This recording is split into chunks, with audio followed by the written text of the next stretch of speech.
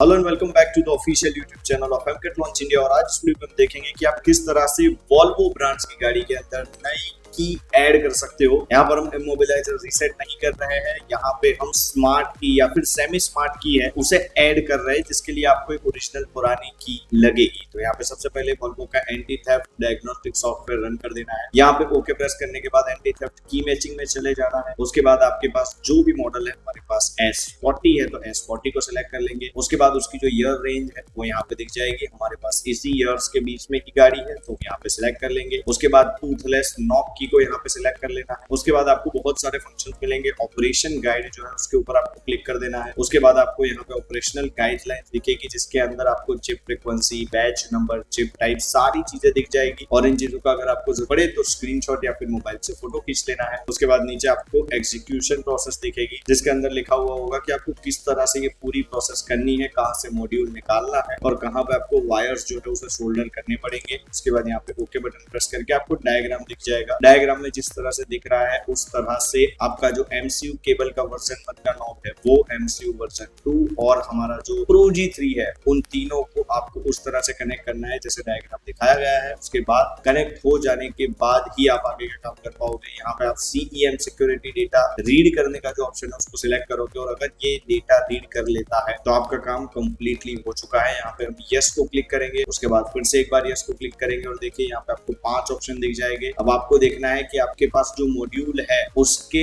Chip का code कौन सा है। वो जो नॉर्मली आपके पास मॉड्यूल है उसके ऊपर लिखा हुआ मिल जाएगा और उसमें से आपको एक सिलेक्ट कर लेना है। और देखिए यहाँ पे ये EEPROM का डेटा है उसे सक्सेसफुली रीड कर चुका है। अगर ये रीड नहीं कर पाता है तो आपके कनेक्शन में प्रॉब्लम है, आपको कनेक्शन फिर से सही से करने पड़ेंगे। यहाँ पे रीड हो चुका है, ओके करेंगे और अब हम इसको सेव कर लेंगे। यहाँ पे मैं नाम दे देता हूँ S40 अंडरस्कोर मेरा जो मॉडल है वो, और अंडरस्कोर देके मैं यहाँ पे L लिख देता हूँ। उसके बाद ओके प्रेस कर दूंगा क्योंकि फाइल की जरूरत हमें बाद में पड़ेगी। उसके बाद फाइल सेव सक्सेसफुली आ चुका है, ओके बटन पे प्रेस करेंगे और अब हमें डिटेल ऑपरेशन प्रोसीजर जो है उसे देखनी है तो यहाँ पे यस बटन को क्लिक करेंगे। उसके बाद आपकी जो नई की है जिसको आपको प्रोग्राम करना है उसको ऐड करके आपको ऑन करनी है। उसके बाद ओके बटन दबाना है। उसके बाद आपको OEM जो है उसकी 2 कॉपीज लगेगी। तो फर्स्ट कॉपी जो है वो CEM सिक्योरिटी डेटा की हम अटैच करेंगे, ओके बटन को प्रेस कर देंगे और जो फाइल सेव की थी वो वाली फाइल यहाँ पे सिलेक्ट करके यस कर देंगे और दूसरी बार जो L वाली फाइल थी उसे सिलेक्ट करके यस कर देंगे। उसके बाद 8 डिजिट का कोड और 24 डिजिट का रिमोट कंट्रोल डेटा यहाँ पे ऐड करके ओके बटन प्रेस कर देंगे और इसी के साथ हमारी जो नई की है वो आसानी से प्रोग्राम हो चुकी है। तो आई होप कि सारी चीज आपको पता चल गई। अगर फिर भी कोई डिफिकल्टीज है तो आप कमेंट में पूछ सकते हैं, हम जल्दी से जल्दी इसका जवाब देने का ट्राई करेंगे। Thank you so much for watching. मिलते हैं आपको नेक्स्ट वीडियो में, तब तक के लिए बाय बाय।